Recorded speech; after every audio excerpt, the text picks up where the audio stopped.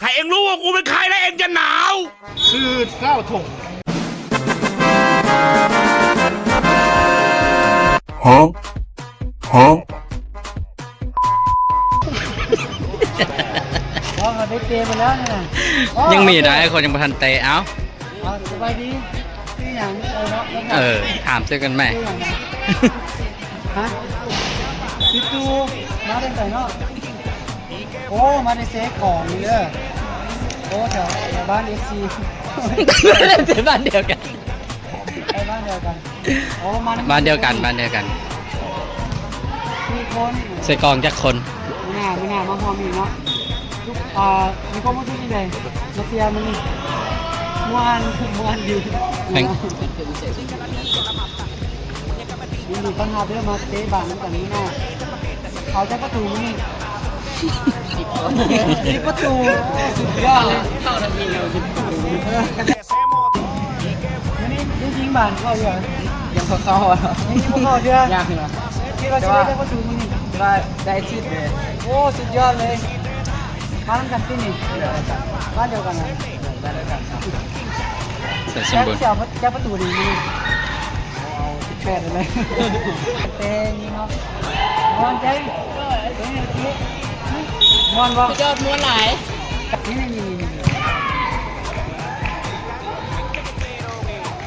ไปดีชื่ออย่างเนาะถ้าเองรู้ว่ากูเป็นใครแล้วเองจะหนาวชื่อเก้าถง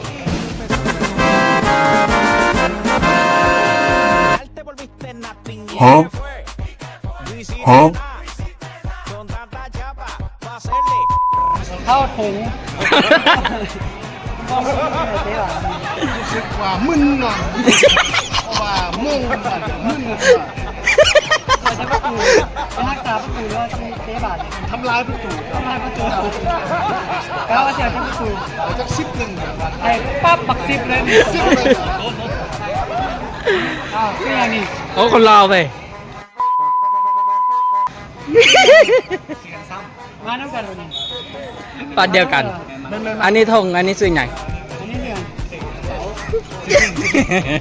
ซื้อไงเตะบาดมันนี่โอ้จากมึนอยากมึนเนาะไว้เตะตุ่นขายตังเลยขายบ่ได้ถึกเปลี่ยนโตลายเถื่อนละเต้เอาแต่ประตูมันนี่นะคาดว่าได้ประตู1กับประตู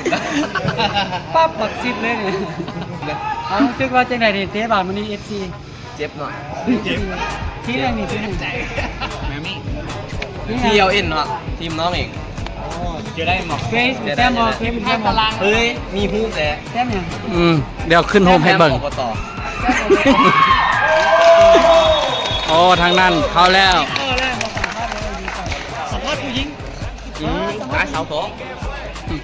เอามีความรู้สึกยังไงยิงมาเข้าความรู้สึกเมื่อไหร่เหนื่อยเจอจากลูกนี่เจอจากลูกมีความรู้สึกยังไงต้านบานมันนี่ไม่บอกเสียประตู1เลยตะก่อ4ต่อ3โอ้แต่ว่าน้ำอยู่ได้4ลูกนี่อ๋อลูกนี้เจ็บเลย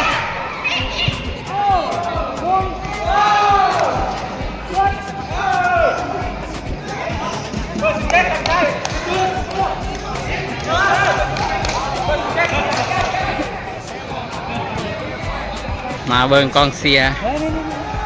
ฝั่งผู้ชายเนาะกองเชียร์ผู้ชายเอาละชื่ออย่างนี้งงเป็นไก่ตาแตกเลยไอ้พวกนี้ดิคนหล่อมีความรู้สึกยังไงวันนี้เตะบาสวันนี้หน่อยโอ้ดีใจบอกท่านผู้ชมแม่ไม่ให้จักต้องคอยยิ้มให้ท่านผู้ชมเลยต้องคอยยิ้มให้ได้หักเด้อสิ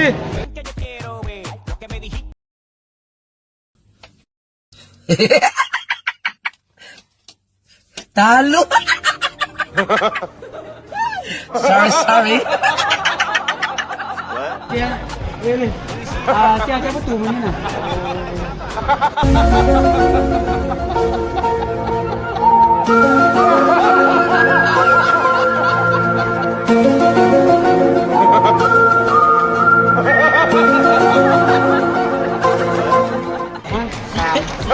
มีจักประตูที่นี่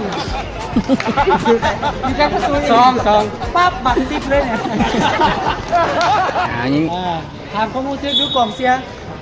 เนี่ยเสียผู้หญิงเป็นยังไงมีความรู้สึกยังไงเห็นผู้หญิงเตะบอล อยากเก่งเนี่ยมวนเนี่ยทางเก่งทำมวนเนี่ย นี่เด้ มวน มีแฟนบ่เตะบอลนี่นะมีป่ะผู้ใด พาเบิ่งกับเจ้า ปั๊บปักซิบ ผู้นี้ตึง มันหา มือหนึ่งจากเทือ หาในขั้นต่ำมาตรฐานก็คือ6ขึ้นไป งงเป็นไก่ตาแตกเลย ไอ้พวกนี้ดิ มาทำกันมาทำกันวะ มาทำการ ชื่อยัง กินน้ำมือหนึ่งนี่จักตก โรนัลโด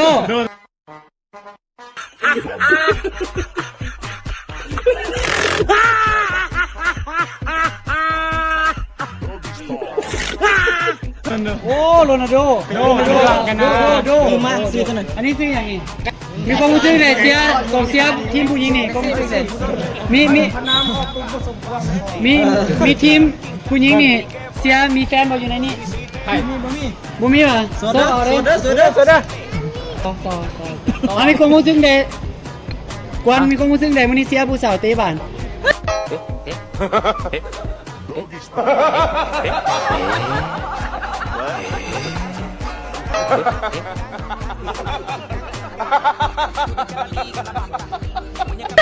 เสียเบอร์ไหน ระวังเนี่ยระวังเนี่ยบังเก็บ ไอดอลผู้ใดบาซ่านี่มักผู้ใด นี่เหรอ ฮะ แมชชี่เลย โอ้เมสซิแล้วปั๊บปักซิปเลยเมสซิซื้ออย่างเนาะซื้อเมสซี่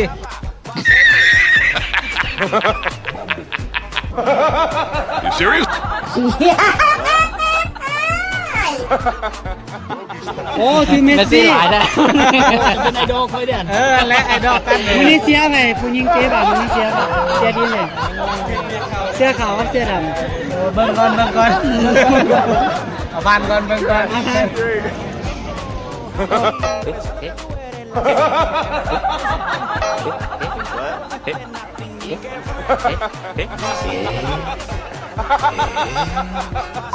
โอเคแล้วตอนนี้ก็เป็นทีมของทรายเนาะทรายนมของพวกเขาเนาะที่จะได้ลงสนาม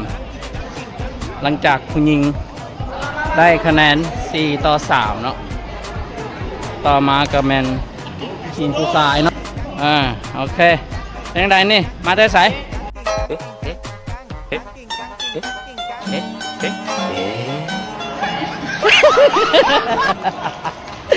โอเคนี่นับตัวตึงแล้วของเกาเรียบนำทีมโดยไอ้ถงเนาะ พี่บอกตรงๆ นี่มันทางของพี่ชัด นำทีมโดยไอ้ถงเนาะคนนี้เนาะบอมแมลง แน่นอน ไปวะ ดันกอยเจ๊ ได้เห็นยัง ซึ่งกันกอยได้กินดิ้งแม่มาเลย โอเคติงแบ่หลายป่ะ แมงเก้ตัวงาม ราคาเท่กว่า อาจจะราคากันเองโมเพลงอะไร เท่าไหร่ มันเป็นสุด สุดเท่าไหร่ ไม่ในใจเลยไม่ได้ไปดนต้องถามคนสัมภาษณ์อะไรไปเขา คนสัมภาษณ์ยังไม่เคยไปใช่ไหม นี่คนนี้ไปตลอดคนนี้นะ ใช่